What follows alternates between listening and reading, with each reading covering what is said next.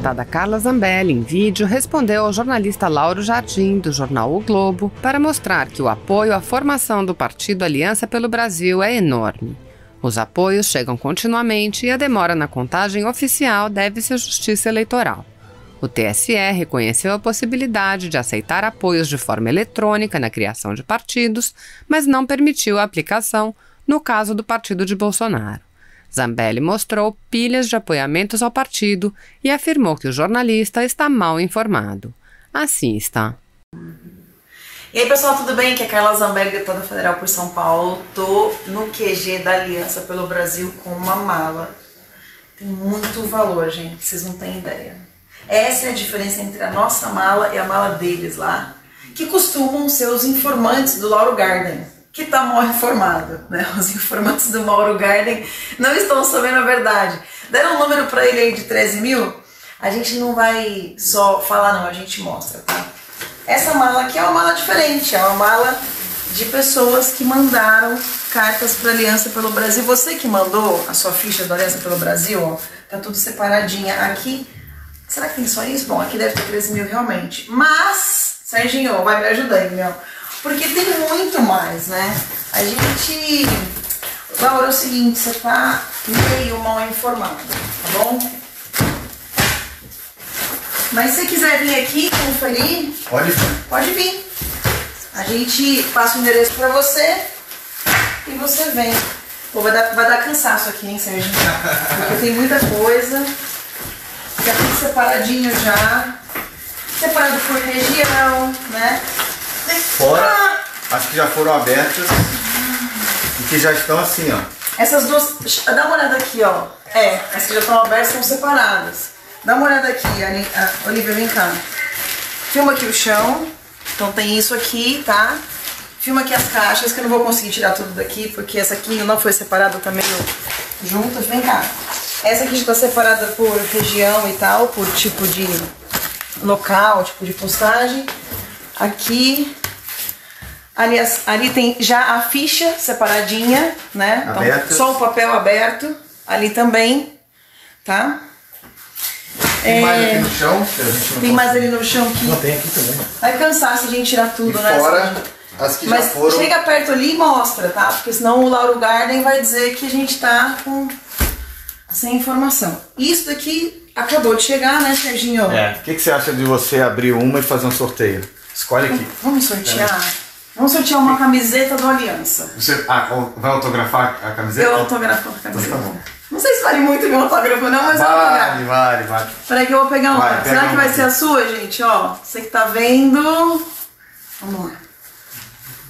Aliança pelo Brasil, caixa postal 78460, CEP 01401 970, São Paulo. Vamos lá. Vamos rasgar aqui no cantinho. Vamos ver quem que mandou essa ficha pra gente e de onde que ela é. Bonitinho, ele imprimiu do site, que o site depois a gente vai colocar pra vocês aí, aliançapelobrasil.com.br, né, Serginho? Edson Valim, da seção 0095 em São Paulo, estado de São Paulo. Tem aqui os dados dele. Vê se ele preencheu corretamente aqui. Será que ele preencheu corretamente? Preencheu corretamente. Não assinou onde não pode assinar, né? Tem um lugar aqui, ó. Que ele não pode assinar aqui como ele mesmo. Quem preencheu foi o Carlos Henrique Mota. E ele assinou aqui perfeito. Tá válida? Tá válida. E ó, pessoal, uma coisa. Se você quiser saber qual que é a caixa postal que você tem que enviar, aqui embaixo na ficha tem a caixa postal de todos os estados. Bem simples. Na hora que você imprimir a sua ficha, você vai saber. E é importante você mandar para a sua caixa postal, que é o seu domicílio eleitoral. Eu, por exemplo, meu título é no Rio de Janeiro, eu moro em São Paulo, eu tenho que mandar minha carta para a caixa postal do Rio de Janeiro. Tá bom?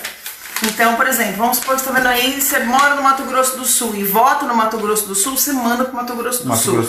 E assim por diante. Quando você entrar no aliança.com.br, que você preencher seus dados, você vê que ele preencheu tudo aqui como tem que preencher. É bem fácil de preencher pelo site. E aí você só imprime e assina. Não precisa autenticar mais, tá? Então é só preencher e assinar. Uma coisa interessante, que é importante. Se você estiver filiado a um partido, é importante que você se desfilie desse partido. Tem muita gente que se filiou ao PSL, sabe? Sim. Muita gente se filiou ao PSL naquela época que o presidente estava e tudo mais. Ou a outros partidos e se esqueceu de desfiliar. Tem que desfiliar ou dar uma consultada lá no TSE. Acho que na Aliança talvez até tenha como... Tem. No FAQ do Aliança você pode consultar como se desfiliar. E muito importante, tem muita gente que está afiliada e não sabe, porque antigamente a coleta de assinaturas era muito mais fácil. Você poderia apoiar quantos partidos fossem. Agora, para você apoiar um outro partido, você precisa estar desfiliado de qualquer outro partido. Então, é importante você checar antes no site do TSE, porque 30% dessas fichas estão sendo invalidadas, Carla, por causa que as pessoas estão filiadas a outro partido, e muitas nem sabem disso. E muitas nem sabem porque já pediu desfiliação e o partido não fez nada. Então você pode ir lá no seu cartório eleitoral, tá aberto? Será já? Não, mas ela pode fazer isso através do site e também através de comunicação eletrônica ao partido e ao TSE. E aí tudo se encontra no site. O site é super fácil de lidar. E Edson Valim, é o seguinte, o meu irmão vai levar a camiseta para você do Aliança pelo Brasil, autografada por mim. E a sua ficha logo vai pro sistema. Tá? E Carla, a gente vai mandar, junto com a camiseta, a gente vai mandar um pin do Aliança pra ele também. Ah, eu não tenho pin ainda. Você vai dar pro Edson ou não vai dar pra mim? Você vai acabar de ganhar agora. Eu acho bom. A gente vai pegar agora. Eu tô aqui com o pin do Brasil aqui, ó. O meus deputada caiu ontem. Pronto, já tem espaço, tá? Tá bom. Pin do Aliança aqui. Você me dá logo depois desse vídeo, eu vou cobrar a Aliança. Com certeza, com certeza. Edson, obrigada pela sua ficha. Pessoal que mandou todas as fichas, muito obrigada. Se você não fez sua ficha ainda, faça. Se você já fez sua ficha, imprimiu, mas esqueceu de repente de enviar. A gente está mandando e-mail marketing para todo mundo que ainda não enviou a ficha. Você vai receber. E mais uma coisa, agora a gente vai também baixar a base de dados que já foi inserida, que são mais de 150 mil fichas. Não são 15 mil fichas. O Lauro Garden estava mal informado? Estava mal informado. É que ele está falando só das fichas aptas, mas ele esquece que o cartório eleitoral está fechado por causa do Covid. Mas essas fichas já estão lá, já foram cadastradas no SAPF, só faltam ser avaliadas. Mas agora a gente vai conseguir fazer o PJE e todas essas fichas que estão lá, Carla, a gente vai poder baixar e avisar as pessoas que essas fichas já foram cadastradas. O que é PJE? Desculpa. PJE é quando a gente digitaliza essa ficha. Então, por exemplo, eu vou pegar essa ficha do Edson, vou colocar no sistema, vou inserir os dados no sistema lá do TSE. Na verdade certo? a gente vai digitalizar essas fichas, tá, vai montar um lote digital e entregar eletronicamente lá no... Ele não precisa mais mandar o papel, Não precisa mais do papel fisicamente. Precisa do papel pra gente, mas pra mandar lá pro tribunal regional, ou então aquele cartóriozinho eleitoral daquela cidade, não precisa mais. Exato. Então você manda... Alguém morreu aí. Alguém tentou se matar. Você manda pra gente a ficha, a gente vai precisar da sua ficha assim, ó, impressa e assinada. Isso. Mas a gente vai poder fazer isso eletronicamente. Quando voltar o Covid, essas fichas vão estourar. Pessoal, estamos indo bem, mas a gente precisa, assim, mais do que 500 mil, a gente precisa de 1 milhão. Porque se invalidarem algumas fichas, a gente fica com ficha extra. A gente contabiliza que no mínimo a gente precisa de 800 a 900 mil fichas para chegar no número das 491 mil assinaturas por causa dessa possível invalidade de algumas, da filiação. A gente achava que o nosso maior problema ia ser a assinatura. E a assinatura tem sido minimamente, as pessoas estão tendo muito cuidado em assinar. O problema mesmo está na filiação partidária. Por isso que a gente não precisa mais que você faça aquele registro em cartório. Porque a ficha, por exemplo, do Edson, tá tendo quem não está validando, não tem problema, porque a gente está perdendo muito pouca ficha. O problema mesmo está sendo a filiação. Por isso que a gente está pedindo atenção a isso. Edson, espera a sua camiseta, que meu irmão Bruno Zambelli vai levar para você, assinada, autografada. E muito obrigada. E obrigado por todos vocês que mandaram aqui, ó. Edmilson Monteiro, do bairro Desvio Riso, de Caxias do Sul. E chegou aqui, né? Caxias do Sul e chegou aqui. Porque Soraya Tosto Pereira, da Bahia. Ó, de Lorena. Itapetininga, Lorena. Essa aqui eu acho que é de Ferraz de Vasconcelos. Gente, tem, assim, a maioria aqui é de São Paulo, mas tem uma pessoa ou outra que pega a caixa postal de São Paulo. É porque provavelmente o domicílio eleitoral é aqui. Ah, pode ser domicílio eleitoral aqui, é verdade. Ó, Carla. Minha xaracária, Eliana Souza. E Mauro, olha que bonitinho, mandou amor de mulher, eu acho. Não, Carla, eu acho que vale um dia a gente fazer uma live para mostrar a quantidade de cartas de apoio e motivação junto que vem das fichas que a gente entrega pro presidente lá. É isso muito daí. Legal. Não tem preço, viu, gente? É muito legal. Obrigada, viu? Um beijo pra vocês. Valeu, Serginho. Obrigado, pessoal. Carlinha. Serginho já teve Covid, pode abraçar. Eu tô imune. Tá imune. GG positivo. Beijo, gente. Tchau, tchau. Olá pessoal, deputada federal Bia Kicis. Eu vim falar aqui com vocês sobre um dos temas mais importantes sobre o qual eu dedico meu mandato, que é o combate ao ativismo judicial. E nós estamos agora vivendo um momento muito crítico com relação a isso, quando esse ativismo ele advém diretamente de ministros do Supremo Tribunal Federal. Somente esses últimos dias nós tivemos 2 exemplos muito graves de ativismo. O que é o ativismo? O ativismo é quando o juiz ele se substitui ao legislador e ao invés de simplesmente fazer o seu papel de aplicar a lei, ou no caso até do Supremo, a Constituição, ao caso concreto, aos processos sobre os quais o juiz se debruça, que chegam ao juiz mediante provocação de uma parte interessada, o juiz começa a falar e decidir sobre questões políticas que não estão nos autos. Então nós tivemos essa semana o ministro Gilmar Mendes, numa entrevista, numa declaração, dizer o seguinte, que é preciso dizer isso de maneira muito clara. O Exército está se associando a esse genocídio. Não é razoável, é preciso pôr fim a isso.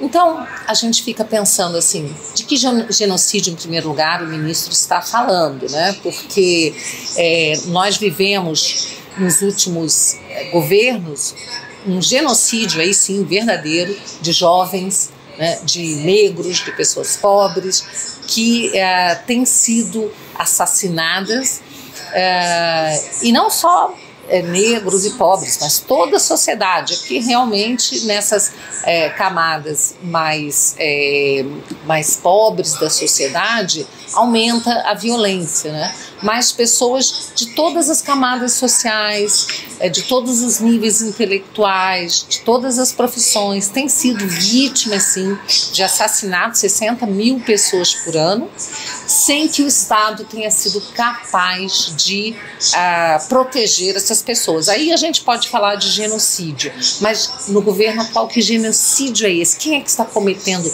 genocídio junto com o Exército, segundo o ministro Gilmar Mendes? Então, esse é o tipo da declaração que nos deixa realmente muito preocupados, e o ministro da Defesa já respondeu, dizendo que as Forças Armadas, o Exército, têm se dedicado durante o coronavírus ao combate ao coronavírus, né?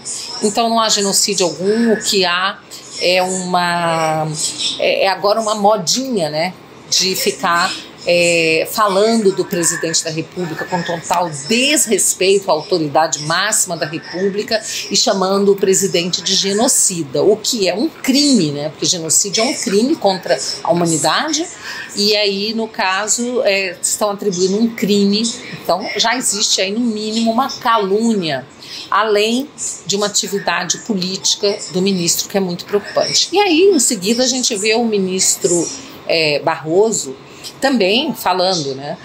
Falando da preocupação dele, tanto com a saúde, como com as redes estando disseminando ódio. Ele está muito preocupado com o ódio e a desinformação disseminada nas redes sociais. Isso coloca como presidente do TSE tendo que tomar uma atitude para evitar que aconteça o que aconteceu no Brexit. O que aconteceu no Brexit? No Brexit, o povo inglês decidiu 2 vezes pela retirada, pela saída da Inglaterra, da Grã-Bretanha, né, da União Europeia. Então isso foi a vontade do povo. Mas como o ministro Barroso, pelo visto, ele é a favor da União Europeia, ele é contra a saída da Grã-Bretanha, então ele diz que isso foi fruto de desinformação. Assim como, segundo o ministro, as eleições americanas, a eleição do Trump também foi fruto de desinformação, não fruto da vontade de um povo que era majoritariamente conservador, né?